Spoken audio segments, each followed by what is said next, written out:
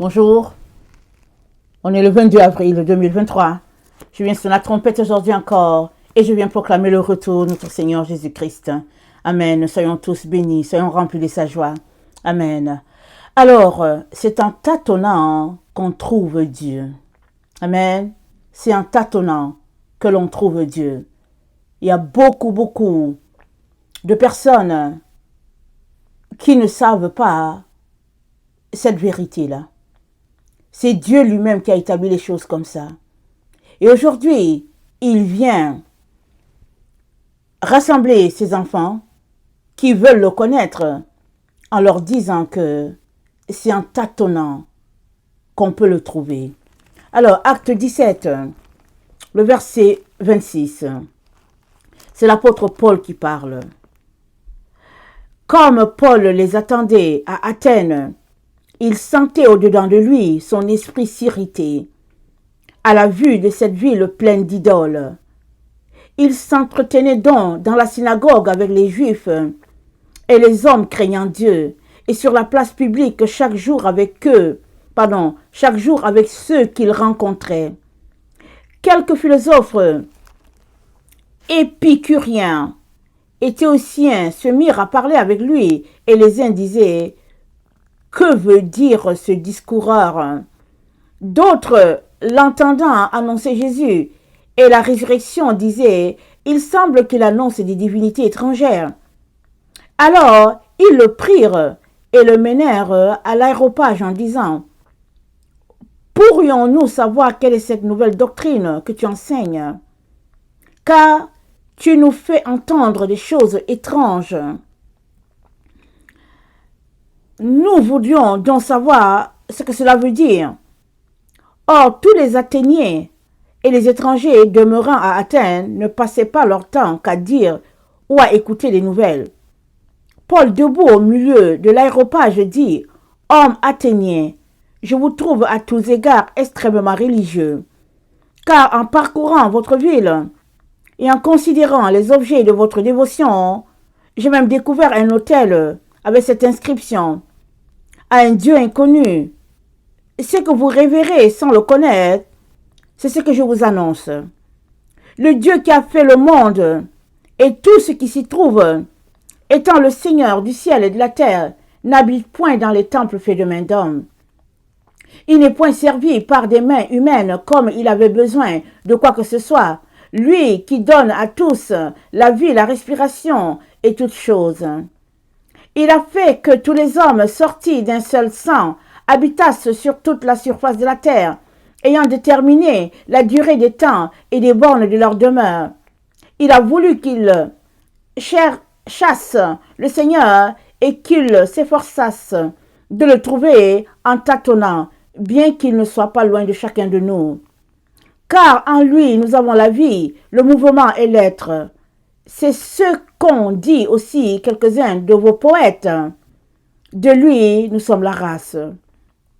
Ainsi donc, étant la race de Dieu, nous ne devons pas croire que la divinité soit semblable à de l'or, à de l'argent ou à de la pierre sculptée par l'art et l'industrie de l'homme.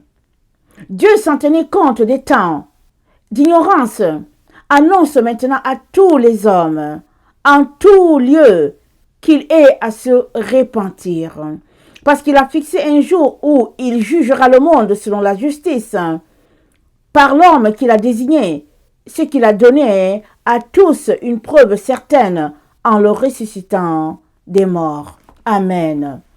Donc voilà la parole que le Seigneur m'a donnée aujourd'hui, quand j'étais dans sa présence, vraiment tôt, et il m'a dit d'apporter cette information à ses enfants, que c'est en tâtonnant qu'on le cherche. Tout le monde tâtonne. Il y a plusieurs qui sont dans la maison de Dieu qui ne savent pas que c'est en tâtonnant. On leur a raconté un slogan, on leur a dit qu'ils sont sauvés, toujours, qu'ils n'ont besoin de rien. Alors, ils ont arrêté de chercher Dieu.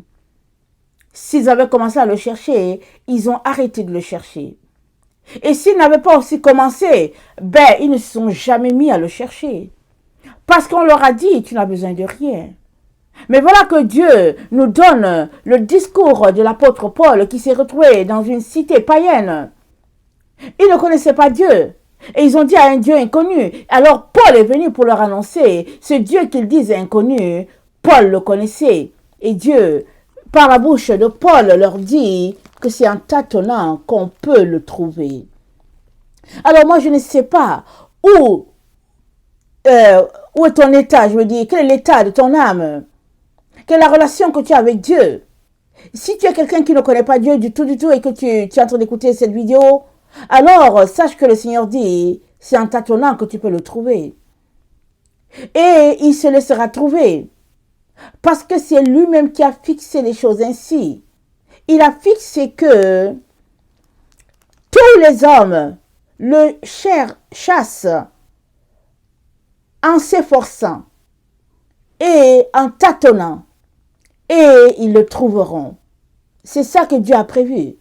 Mais si toi tu ne veux pas chercher Dieu, alors comment est-ce que tu vas le trouver? Oui, il arrive que par vraiment des grâces, Dieu peut venir se présenter à quelqu'un et lui dire, je suis Jésus. Oui, ça arrive. Mais très souvent, les gens ont cherché avant de trouver Dieu. Ou bien les gens étaient dans tellement de méchanceté, comme Paul qui voulait tuer les gens, et Jésus-Christ est venu à sa rencontre. Ou bien les gens sont dans une situation de misère terrible, terrible, au point où il n'y a plus espoir pour eux, ils crient. Et Dieu vient se révéler à eux dans la personne de Jésus. Mais il n'y a pas que tu n'as besoin de rien faire et puis tu vas trouver Dieu. Non, Dieu est en train de te dire, lui l'Éternel, il a prévu que c'est en t'efforçant de le chercher que tu vas le trouver. N'es-tu pas ce chercheur dans les laboratoires universitaires? N'es-tu pas ce chercheur dans l'entreprise pour qui tu travailles? N'es-tu pas ce chercheur dans les diplômes, dans tout ce que tu souhaiterais avoir, que ton cœur soit comblé? N'es-tu pas ce chercheur?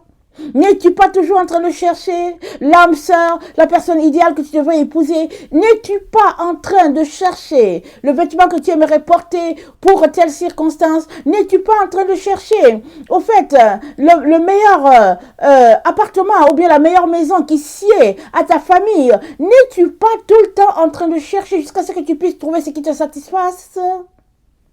Comment se fait-il que tu ne veux pas chercher Dieu?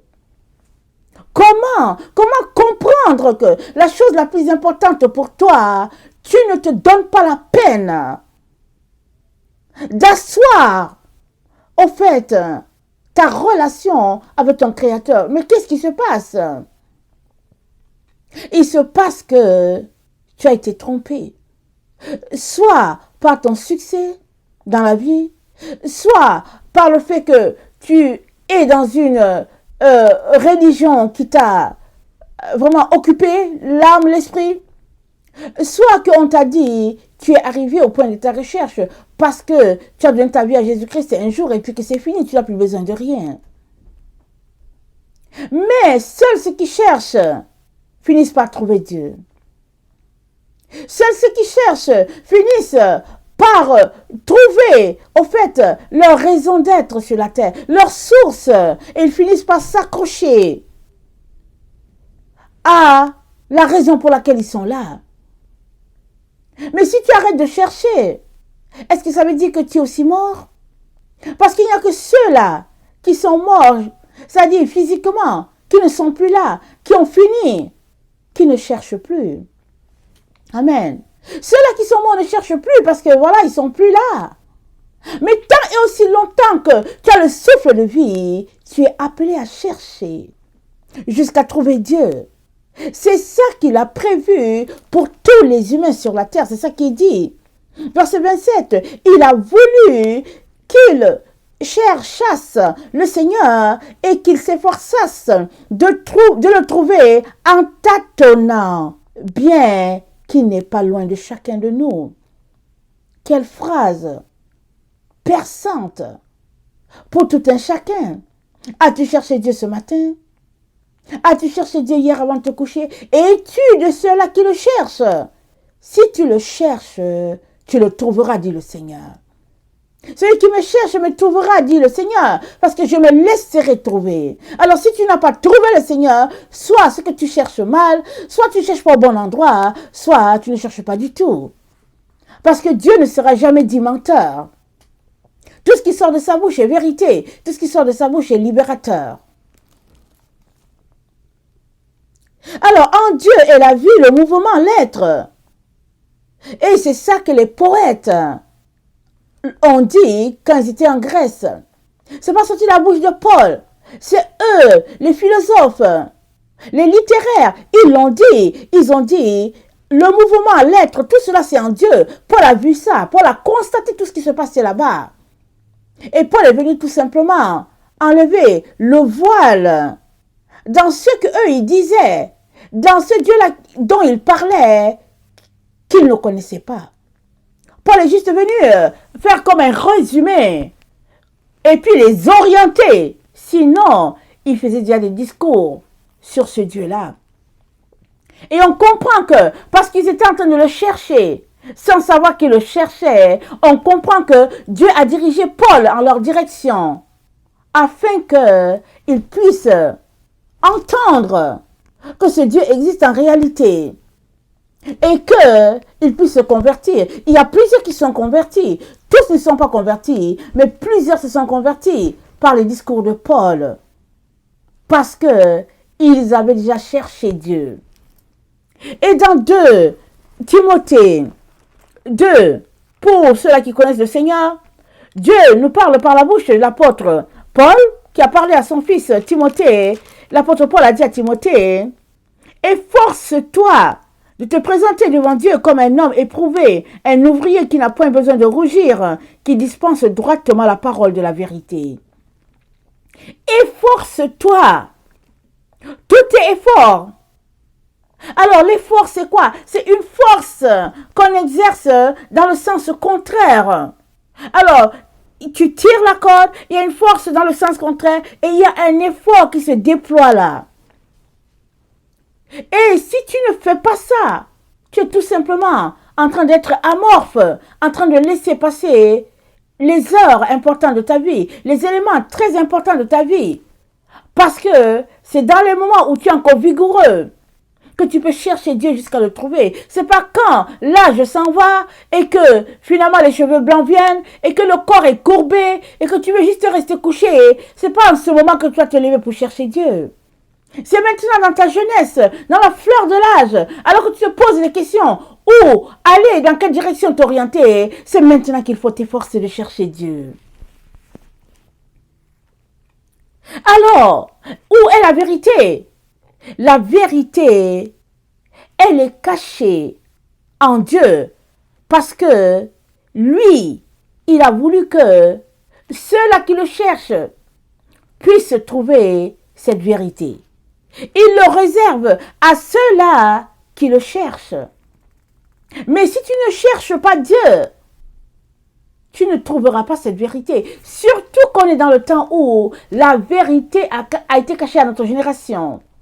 Déjà dans les temps anciens, il y avait beaucoup de lumière, il y avait beaucoup de vérité. Là où ils étaient, l'environnement, la nature, tout leur envoyait les signaux de la vérité.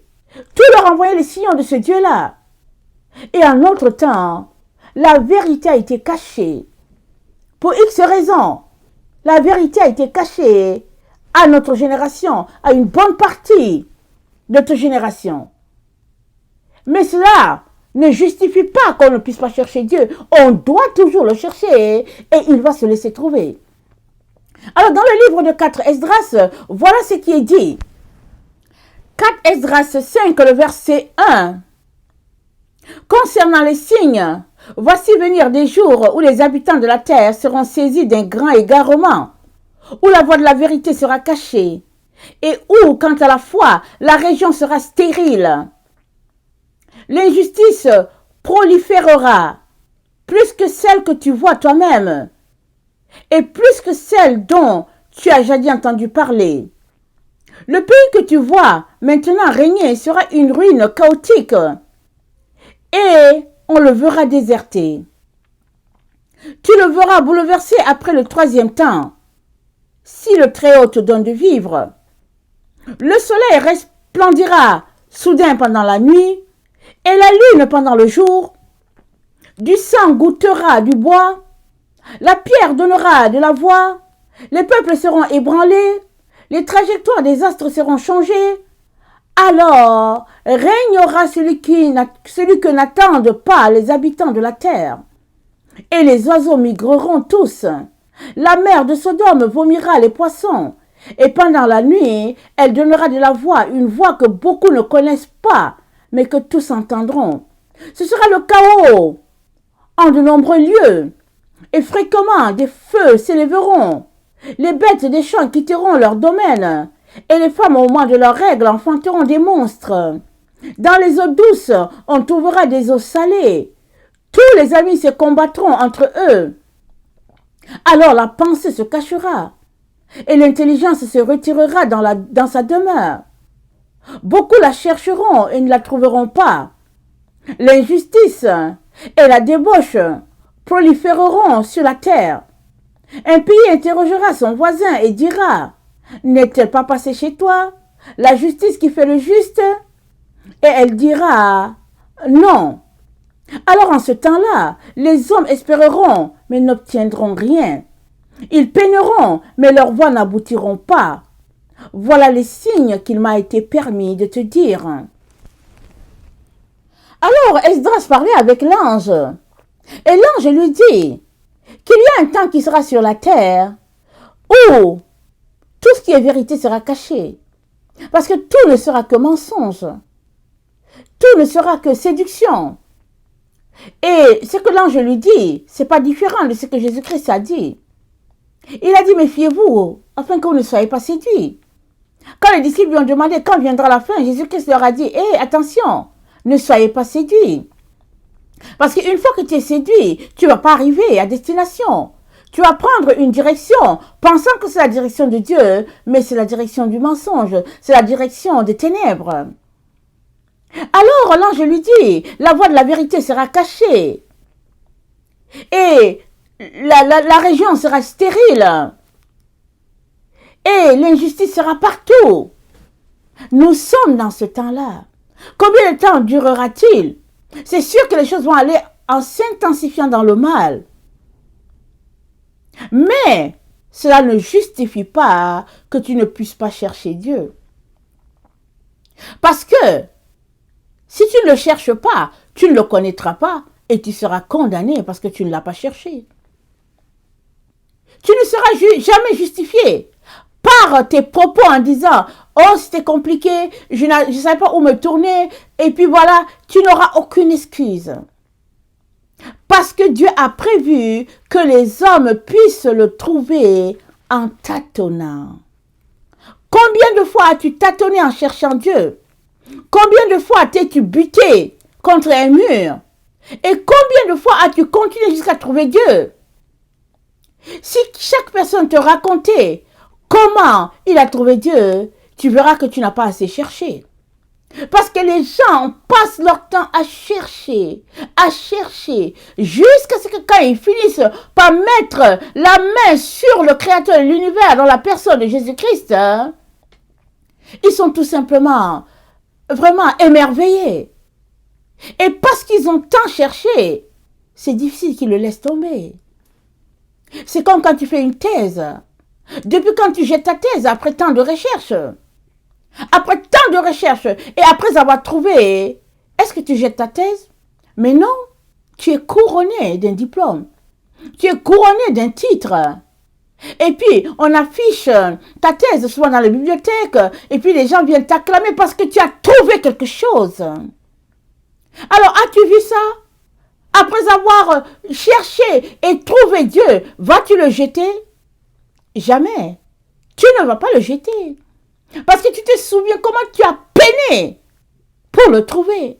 Comment tu as peiné et enfin tu l'as trouvé. Tu ne vas pas le laisser partir. Mais si au fait, tu n'as pas de relation avec lui, Peut-être c'est parce que tu n'as jamais cherché. Et qu'on t'a raconté une histoire le concernant. Alors quand quelque chose ne t'a pas coûté, qu'est-ce que cela peut bien te faire? Mais quand quelque chose t'a coûté, tu en prends tellement soin que tu dis, oh non, non, je ne veux pas perdre mon trésor. Voilà pourquoi Jésus-Christ a dit, où est ton trésor, là sera ton cœur. Voilà encore pourquoi il a dit, c'est comme un marchand, le royaume des cieux. C'est comme un marchand qui cherche une perle. Quand il l'a trouvé, ce trésor caché, il s'en va, il vend tout. Et il vient acheter le champ. Parce qu'il a tellement peiné. Et il a fini par trouver ce qu'il cherchait. Il ne veut plus le perdre. Et il vend tout pour acquérir ce champ. Mais, quand est-ce que tu vas te lever, enfin, pour chercher ton Dieu? Parce que, plus tu attends, plus les ténèbres se répandent sur la terre. Moins les jours devant sont des jours de lumière. Parce que les ténèbres couvrent la terre. Les ténèbres couvrent la terre. Mais la gloire de Dieu se lève sur ceux-là qui cherchent Dieu. Sur ceux-là qui sont après lui. Sur ceux-là qui cherchent le Dieu d'Israël. La gloire de Dieu se lève en leur direction. Le temps est favorable pour quiconque cherche Dieu de le trouver. Mais il faut que tu te lèves. Mais il faut que tu sortes du leurre, du mensonge, de tous ceux-là qui te font croire que, au fait, tu n'as besoin de rien, tu l'as trouvé et puis c'est suffisant. D'accord, tu l'as trouvé. Il est mort sur la croix pour toi, tu lui as donné ta vie, ok. Mais combien de temps passes-tu avec lui? Qu'as-tu abandonné pour lui? Qu'as-tu de qui t'es-tu séparé à cause de son Jésus? Combien de temps passes-tu à pleurer devant lui pour le connaître, pour l'aimer davantage? D'accord que tu le connais, mais quelles sont tes activités vis-à-vis de lui? Parce que l'amour se mesure en temps. Quel est le temps que tu passes avec Jésus puisque tu dis que tu l'aimes? Mais si tu es incapable de totaliser le temps que tu fais avec lui, c'est tout simplement parce que pour lui, c'est tout simplement parce que pour toi, il est juste de l'amusement. Comme il est de l'amusement, tu peux t'amuser, être dans le flirt avec le monde. Et puis après revenir pour dire Jésus, je t'aime, parce que tu veux les grâces du paradis. Mais au fait, le paradis, c'est pour les enfants de lumière. C'est pour les enfants du Père. Et on est dans ce temps-là où il y a un tri qui est en train de se faire. Il y a une séparation qui est en train de se faire entre les vrais enfants du Père et les faux. Entre ceux-là qui l'aiment vraiment et ceux qui ne l'aiment pas. Qui sont juste là en balade. Parce qu'ils veulent réussir à se faufiler et puis gagner le paradis. Il y en a plusieurs qui pensent qu'ils peuvent tromper Dieu. Mais Dieu, on ne peut pas le tromper. Lors de la cérémonie des noces, Matthieu 22, il y a un homme qui est entré là. Et il s'est assis. Mais quand le roi est venu, le roi a vu que son habit n'était pas conforme. Le roi lui a demandé, mais comment tu as fait pour entrer ici? Et puis, ne pas avoir un habit de noces. Mais comment? Comment as-tu fait pour être là? Même si ton habit est propre, ce n'est pas un habit de noces. Comment as-tu fait? Le monsieur était incapable de parler. Et le roi a dit, j'étais le dehors. Parce que le roi fait un checking rigoureux pour savoir qui est de sa maison et qui ne l'est pas. Mais tu ne veux pas chercher Dieu. Comment vas-tu le trouver? Tu ne veux pas chercher Dieu parce que tu passes ton temps à croire à un slogan. Monter de toutes pièces pour t'arracher ce que tu as. Mais il me semble que ce qui est précieux, c'est ce que tu as cherché. C'est pourquoi tu as peiné. Cette chose est tellement précieuse que tu ne veux pas la laisser. Tu la tiens tout proche de ton cœur. Parce que tu ne veux jamais perdre cela. Et c'est ce que Jésus est pour tous ceux-là qui le cherchent. Job 33, le verset 14, ça dit, Dieu parle cependant tantôt d'une manière, tantôt d'une autre, et l'on n'y prend point garde. Il parle par les songes, par les visions nocturnes, quand les hommes sont livrés à un profond sommeil, quand ils sont endormis sur leur couche, alors il leur donne des avertissements et met le sceau à ses instructions, afin de détourner l'homme du mal et de le préserver de l'orgueil, afin de garantir son âme de la fosse et sa vie des coups du glaive. Donc Dieu parle. Quand bien même tu ne le cherches pas, il parle. Mais il parle pour que tu le cherches davantage. Il parle pour se révéler à toi. Il parle pour te mettre en garde des dangers. Il parle parce que tu es sa créature. Il t'a donné son souffle. Il parle pour te détourner de la voie du mal. Et il n'arrête pas de parler afin de pouvoir te sauver. Mais quel est le jour où tu t'arrêteras pour te tourner vers lui? Parce qu'il t'a tant parlé, il t'a tant cherché. Parce que dans le fond, quand tu te mets à chercher Dieu, c'est pas toi qui le cherches en premier. C'est lui qui s'est mis à te chercher depuis. Et enfin, tu prêtes attention à sa présence. Et quand tu prêtes attention à sa présence, comme aujourd'hui, ne laisse pas aller cette occasion. Va en sa direction et mets-toi à le chercher profondément, parce que c'est lui qui est en train de cogner à ta porte, afin de se révéler à toi, afin de t'avoir à toujours avec lui. Parce qu'il ne faudrait pas que, après tant de sollicitations de sa part, qu'il se dise, le temps est arrivé pour que je me tourne ailleurs. Et il ne faudrait pas. Parce qu'il y a un temps pour toutes choses. Il y a un temps pour rire, il y a un temps pour pleurer, il y a un temps pour manger, il y a un temps tout simplement pour relaxer. Il y a un temps pour toutes choses sur la terre, dit l'Ecclésiaste. Donc, on est dans ce temps où Dieu est en train de te chercher. Mais vas-tu en retour te tourner vers lui et le chercher jusqu'à ce que tu puisses le trouver complètement? Vas-tu le faire? Ou bien vas-tu continuer de vivre dans l'illusion, dans la distraction, dans la séduction de ce monde et te tenir loin de Dieu? Jusqu'à quand vas-tu continuer cette marche-là? Parce que dans Romains 1, voilà ce que Dieu nous dit. Il y a un temps où les choses changent. Romains 1, fin du verset 20.